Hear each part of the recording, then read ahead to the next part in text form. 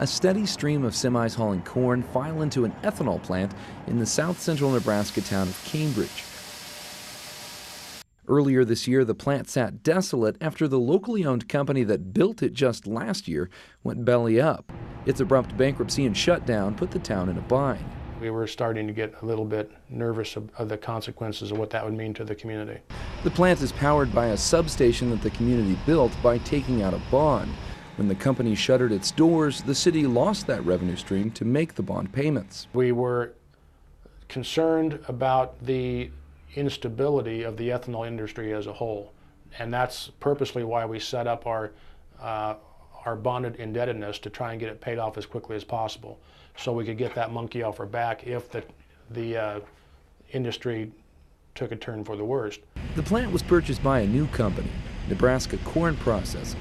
The plant can provide 44 million gallons of ethanol a year, and there's a sense of renewed optimism among area farmers. I lost a considerable amount of money on the old plant. This is some of the land that's been in Jan Ten Bensel's family for the last 135 years. Now he and other Cambridge area farmers feel like they're more a part of the plant's operations under the new ownership. They are doing a wonderful job. They are great neighbors. They are concerned about the community, very community oriented. They realize that what's good for the community is good for them. But just because a plant is community-minded doesn't mean it will save its nearby town's economy should the industry dissolve, which some argue could happen if Congress eventually does away or reduces the 45 cents per gallon blender's credit.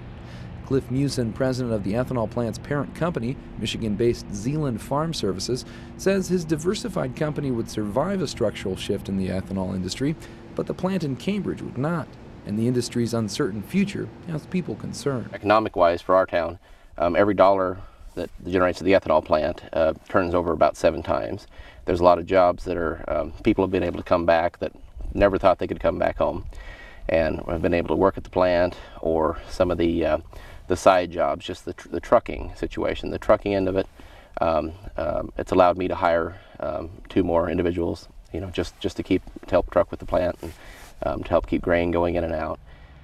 But for other cities, it wouldn't be as detrimental, like for Blair, Nebraska, in the eastern part of the state. It's just over 20 miles north of the Omaha Metro and has a population of around 8,000. There, the large food and ag company Cargill has an expansive campus.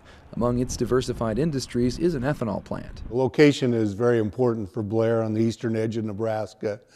We have the river right next to us, abundance of water. We have transportation. We have Interstate 29 10 miles away, Interstate 680 10 miles away. We have the Union Pacific as a main line coming through here.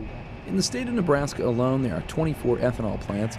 According to the Nebraska Ethanol Board, those plants have a combined production capacity of over 2 billion gallons of ethanol each year. These plants are scattered through the state in small towns, and a town like Blair, Nebraska, home to the large diversified Cargill campus, would withstand a shakeup in the industry. It's the Cambridge, Nebraskas of the country that could be left sputtering. Clay Masters, Harvest Public Media.